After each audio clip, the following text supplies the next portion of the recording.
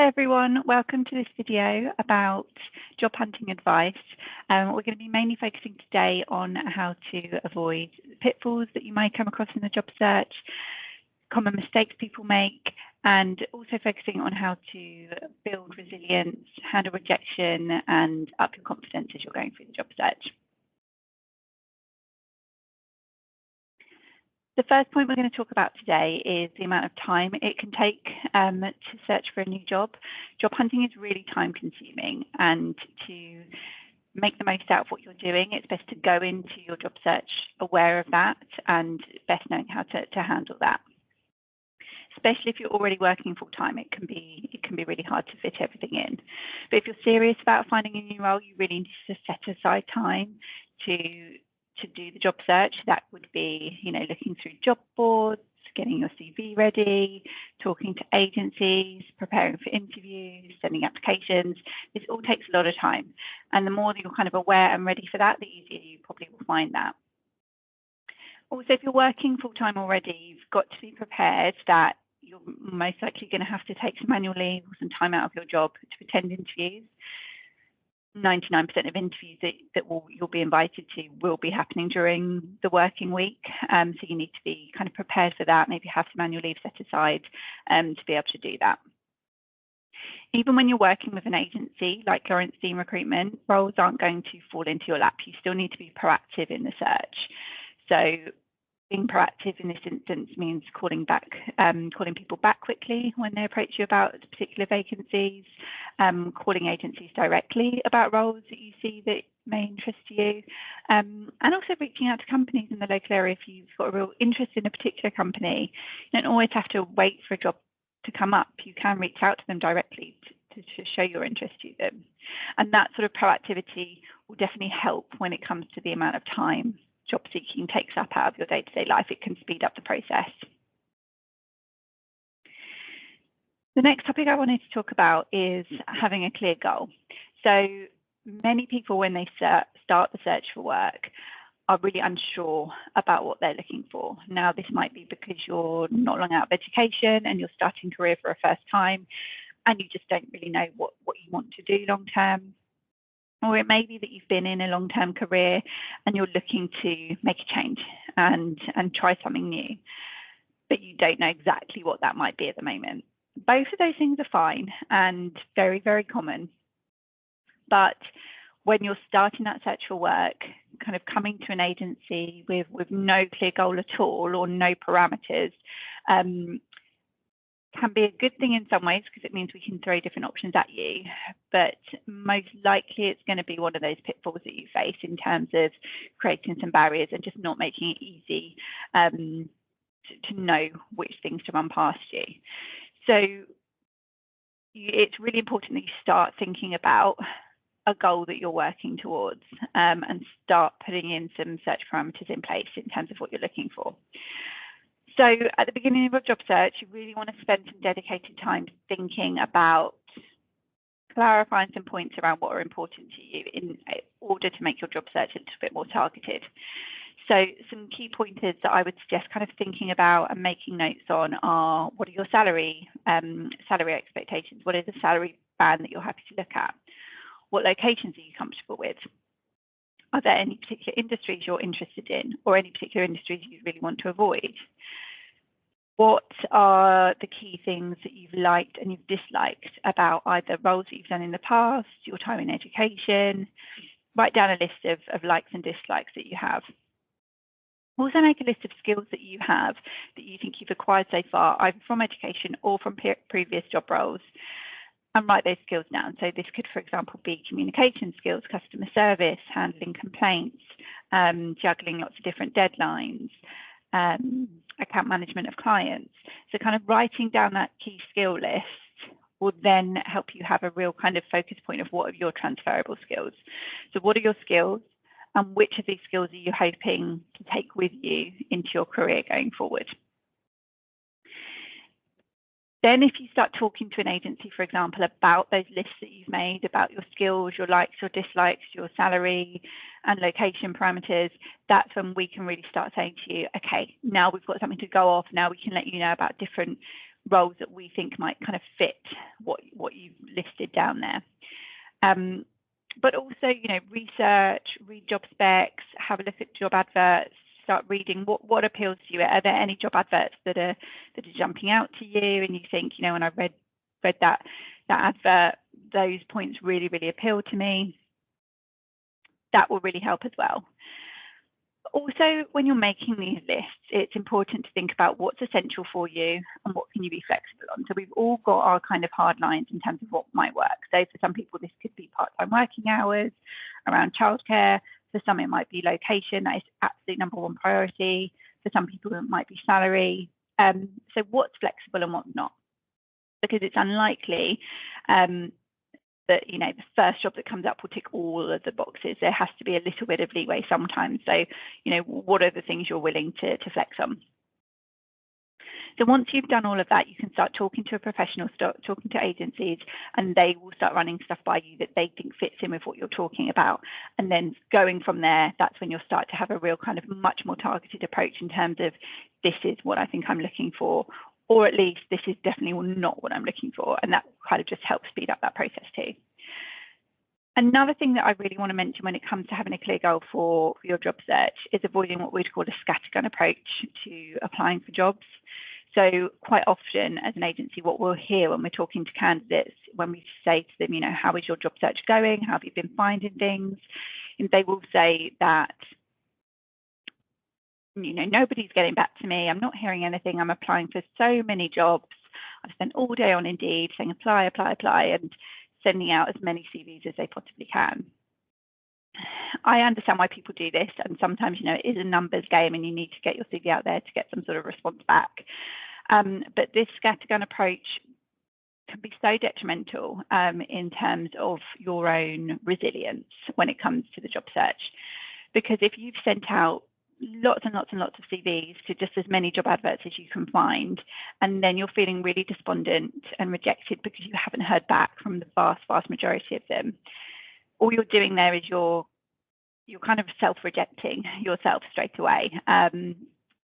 They might be of jobs that you weren't going to get, considered for because they had very strong requirements that you didn't meet, or they may be jobs that actually you wouldn't want even if you had got a call about.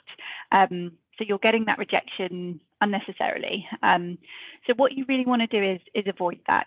Spend your time looking through the job adverts and to take time and effort into making a really, really good application, a really strong CV for the jobs that you do want, and that you do really feel that you could do.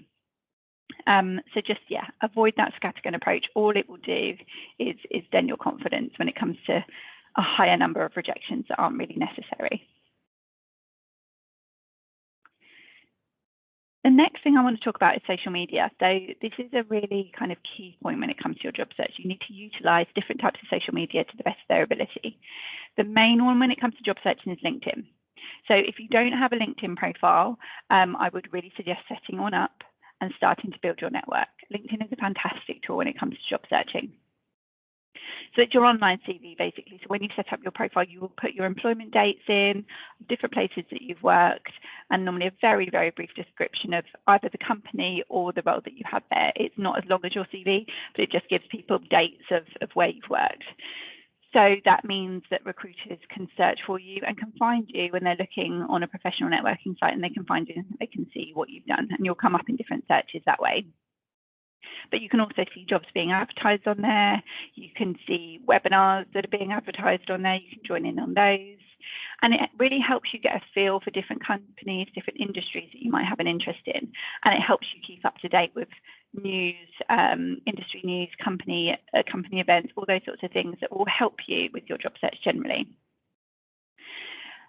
And then the other side of social media, I guess, is the more personal side. So Facebook, Instagram, those sorts of social media sites. As much as LinkedIn is about getting yourself out there and presenting yourself to potential employers, those other forms of social media, you really need to think about keeping private. Potential employers, recruiters will definitely look you up on there. Not always, but it's a common practice that people will try and look up people that they might be interviewing. So if you're happy with that being out in the public and you like your social media profiles to be public, then just bear that in mind and think about what is on there and think about what you're portraying to your next boss potentially. My advice is to always keep it private, and just keep that social media side of things off. But think about both. Think about the balance between LinkedIn publicizing you and your personal social media, keeping it nice and private. And in terms of LinkedIn, the next really important point is that network that you're building when you're in a job search. So obviously that comes with LinkedIn. Sometimes with job hunting, it can come down to, not what you know, but who you know, when it comes about hearing about a job at least, and being kind of put in the frame for it. So a network is a really, really useful thing to have. And you can start building that with LinkedIn. So you can join, start building up your connections through there. You'll start seeing jobs coming up, as well as joining networking groups. So these can be in person, online. If you're within a particular industry, you can, join those networking groups. You might hear about stuff coming up. You might then meet people that are recruiting.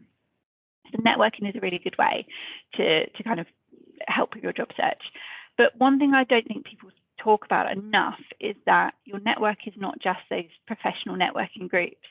Your network is the reputation you build within the industry or within the job recruitment industry. So every person that you're coming into contact with during your job search, whether that be an application, a telephone call, an interview, an offer, a recruitment agency, they are all now part of your network. And you really need to think about it in that way. So all of these people that you meet along the way, they are your network now, and you need to be really mindful of that. So that means, not burning bridges when it comes to talking to these people. So not ghosting recruiters, not no-showing for interviews.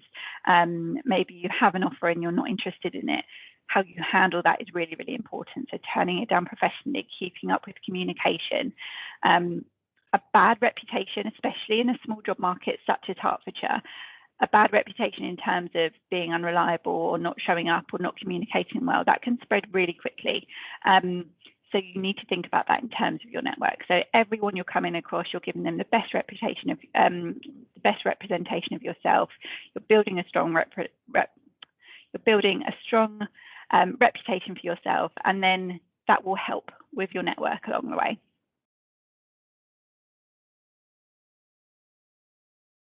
Of course, really, really important in the job search is your CV and having a strong CV. Now, this is a really wide topic, and it's one that we do have a separate webinar on. There's a video recording prior to this one that is solely about CV tips. So please do have a look at that if this is something you want to look more into. But just as a kind of top line today, in terms of the more general approach, I just wanted to go through a few things briefly. So never pay somebody to write your CV. This is not necessary. You utilize free resources, such as a good agency, such as webinars. Any good agency that you're working with and that you're a candidate of will help you in terms of improving and writing your CV. But the main things to think about are contact details, making sure your contact details are really clear and your location is really clear and obvious at the top of your CV. Keep your formatting consistent, clear and simple. There is no need for kind of pretty fanciful graphics unless you're maybe going for a graphic designer role.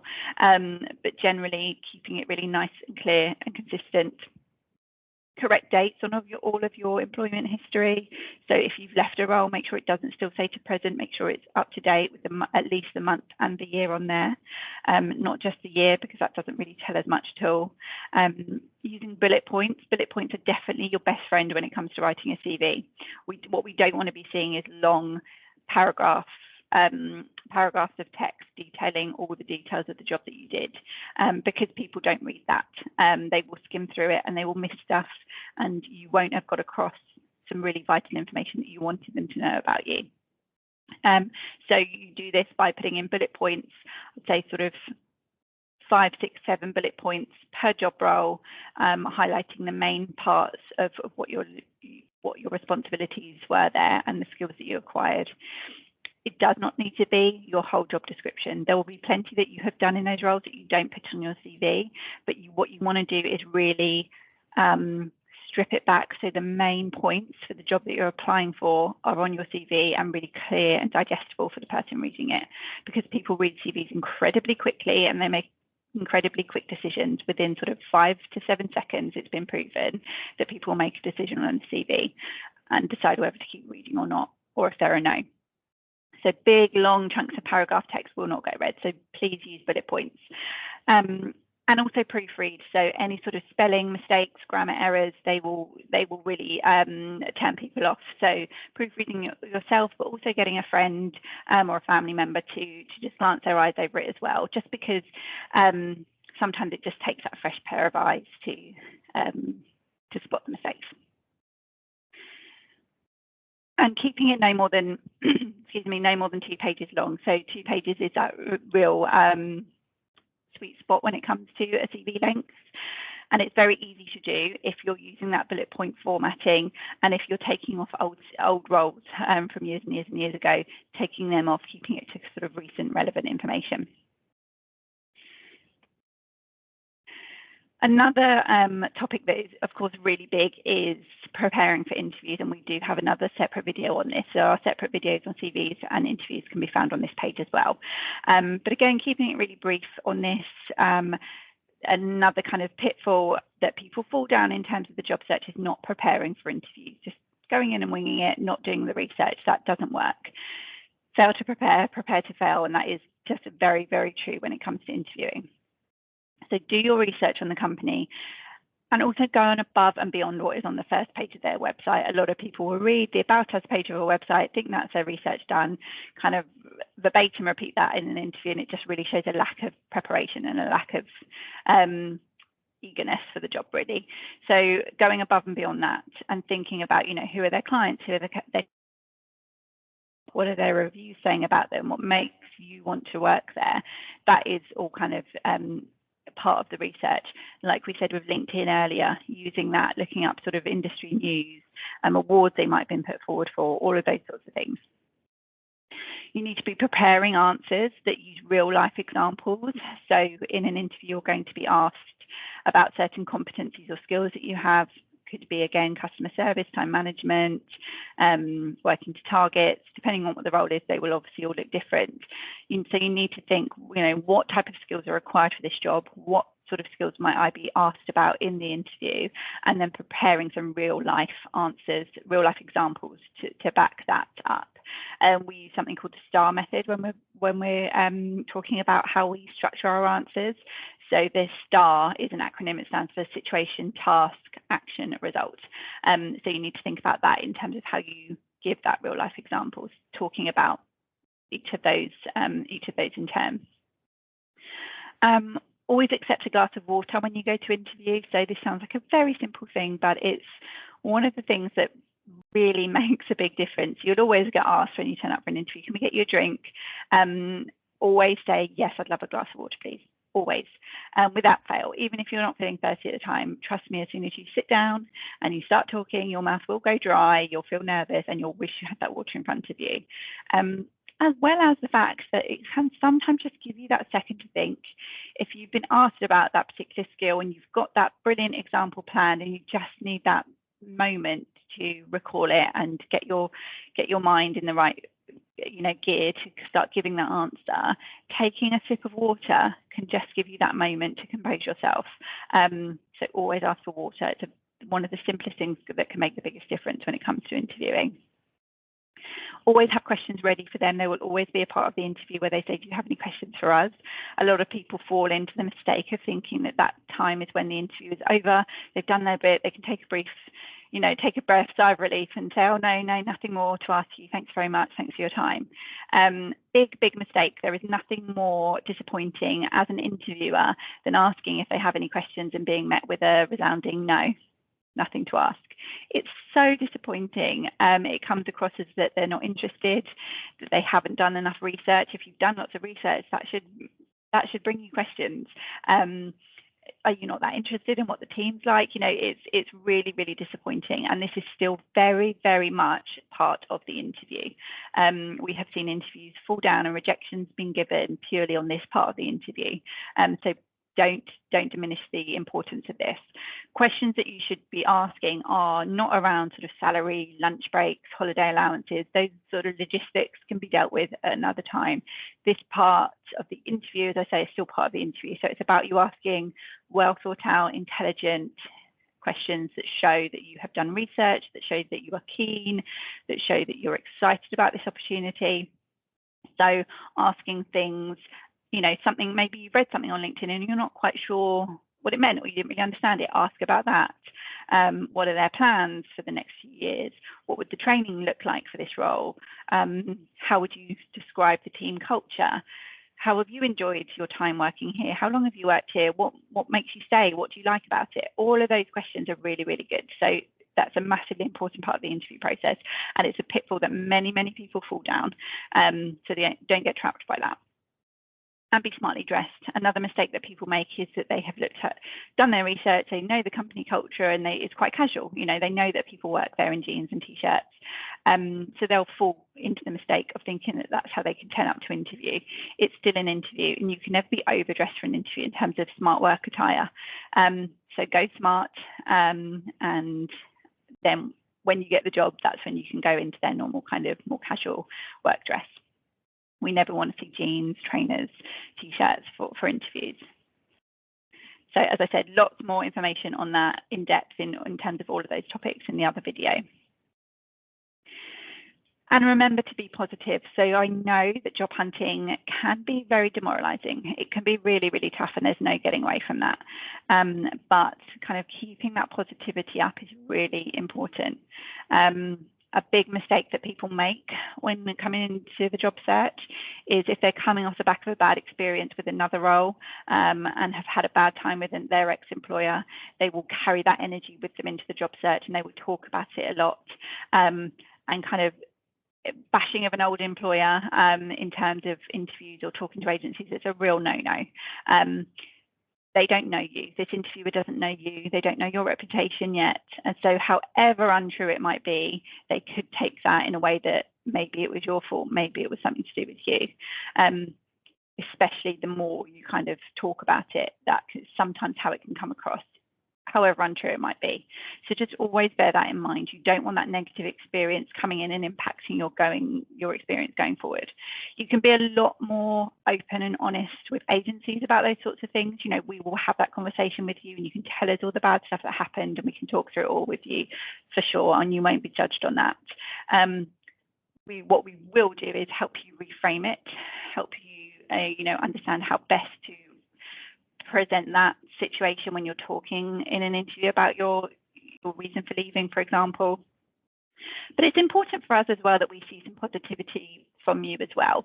If all we hear is a kind of negative stream, it makes us worry about how you will come across to potential employers, and it just puts you in that bad light again a bit. So thinking about being honest with an agency about those negative situations you can have, but ending conversations on a positive, by saying, but that is over now. I'm really keen to start my new job search. How do you advise I handle those conversations going forward? What's the best way for me to do that? That's going to show us, okay, they're ready for this, they're positive, they're moving forward, and that's a really good thing. Generally, with the job search, as I said, it can be demoralizing. It can be a really, really hard situation to be in, and we have massive understanding of that as an agency. So facing a lot of rejection, it leaves you feeling negative, and then that can be a vicious cycle. So what you need to be doing is when you face a rejection from a role, maybe you haven't been called for an interview, or maybe you've interviewed and you've loved it and it's a no, is you need to give yourself time to feel disappointed. That's really important, to sit in that moment and to kind of process your feelings of disappointment. But it's a really important thing to give yourself a kind of deadline for that. And the next morning, picking yourself up, putting that behind you and moving forward. Before you start any more application processes, before you start having more conversations with people, before you start your next interview, you need to leave it behind you and move on to the next one. Otherwise, all you're going to be doing is bringing that negativity into the next conversation, and people don't recruit negative people. They recruit positive, motivated people. So as ever hard as that might be, it's important to remember. And, talk to people and process things with your agency, with your friends, with your family, so that it's not going into your recruitment applications. but also manage your expectations. It can take a while. If it's taking you a while, it's not necessarily a reflection of you, or, sometimes these things do just take a while, and it can be tough. So, go easy on yourself. It's a lot of people will be finding themselves in the same position and finding it as tough as you are. When it comes to those rejections that you're facing, it's really important to embrace them for what they are, and that is good, constructive feedback. So always ask for interview feedback. Push for it if you need to. If you have to ask a couple of times, do. It doesn't always come, and that can be frustrating, but whenever you can get some constructive feedback, take it and use it. So act on it. So I would always, if I had some constructive feedback from an interview, I would write it down so I didn't forget it. And then the next interview comes around and I'm doing my research and doing my preparation, I will have those notes in front of me, and I will remember that then very, very much so in terms of going into that next interview. Because a lot of interviews can be practice, and it means for the next one you're in a better standing.